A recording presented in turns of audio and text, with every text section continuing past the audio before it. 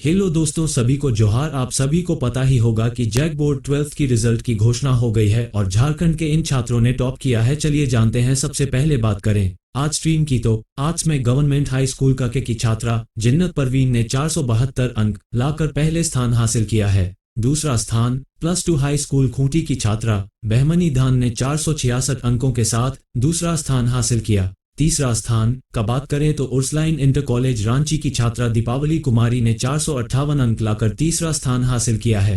Science stream में उर्सलाइन convent की स्नेहा प्रवीण ने 491 अंक लाकर पहला स्थान हासिल किया है। दूसरे स्थान पर इंटर साइंस कॉलेज हजारीबाग की रितिका कुमारी जिन्होंने 482 अंक प्राप्त किया। तीसरे स्थान पर बैजनाथ जलान कॉलेज सिसई के छात्र पंकज साहू जिन्होंने 480 अंक प्राप्त किया। और कॉमर्स स्ट्रीम की बात करें तो कॉमर्स स्ट्रीम में उर्सलाइन इंटर कॉलेज रांची के 3 छात्रों ने पहला स्थान हासिल किया है, जिनके नाम है प्रतिभा शाह, शांति कुमारी और राजकुमार शाह। तीनों छात्रों ने 500 में से 474 अंक प्राप्त किया। दूसरे स्थान पर उर्सलाइन इंटर कॉलेज रांची के रिया कुमारी जिन्होंने 472 अंक हासिल किया। तीसरे स्थान पर सृष्टि कुमारी जिनके 470 अंक प्राप्त हुए।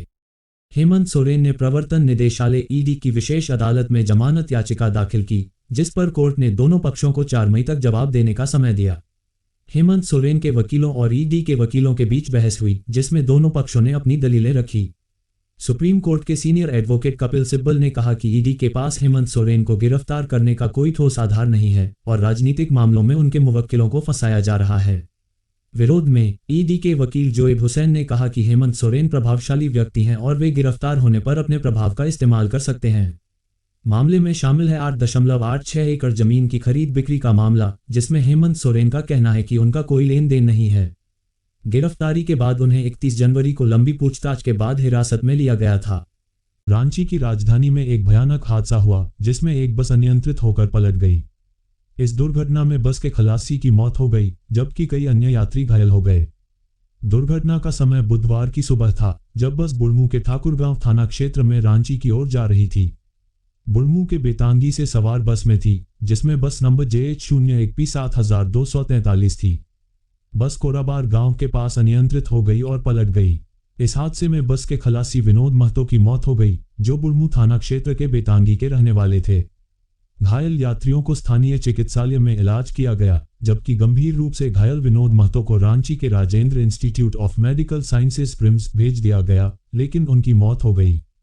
बताया जा रहा है कि बस रोजाना बेतांगी से चानेगढ़ा, सालहन, कोराबार होते हुए रांची जाती थी और इस दिन भी मजदूरों को अपने काम के लिए रांची जाना था। पुलिस मौके पर पहुंची और छानबीन में जुट गई, लेकिन घायल मजदूरों के नाम का पता अभी तक नहीं चल पाया है। झारखंड के रेल यात्रियों के लिए एक बड़ी खुशखबरी है। पुरी आनंद विहार ट्रेन अब मुरी स्थानक से होकर चलेगी। इससे यात्रियों को बेहतर सुविधा मिलेगी। इसी तरह रांची से गोड्डा जाने वाली ट्रेन में अतिरिक्त कोच लगाए जाएंगे, जिससे यात्रियों को अधिक स्थान मिलेगा। रांची गोड्डा ट्रेन में अतिरिक्त कोच लगने से ट्रेन की क्षमता में वृद्धि होगी, जिससे यात्रियों को ठहरने के लिए अधिक स्थान मिलेगा। यह नई पहल सभी रेल यात्रियों के लिए बड़ी सुखद समाचार है। साथ ही रांची की ट्रेनों की वेटिंग सूची को ध्यान में रखते हुए रेलवे ने रांची गोड्डा रांची एक्सप्रेस में कोचों की संख्या में वृद्धि की है। इसके अलावा पुरी आनंद विहार ट्रेन अब मुरी स्थानक से होकर चलेगी। इस साप्ताहिक समर स्पेशल ट्रेन का प्रस्थान और आगमन समय अनुसारित होगा, जिससे यात्रियों को अधिक सहूलत मिलेगी।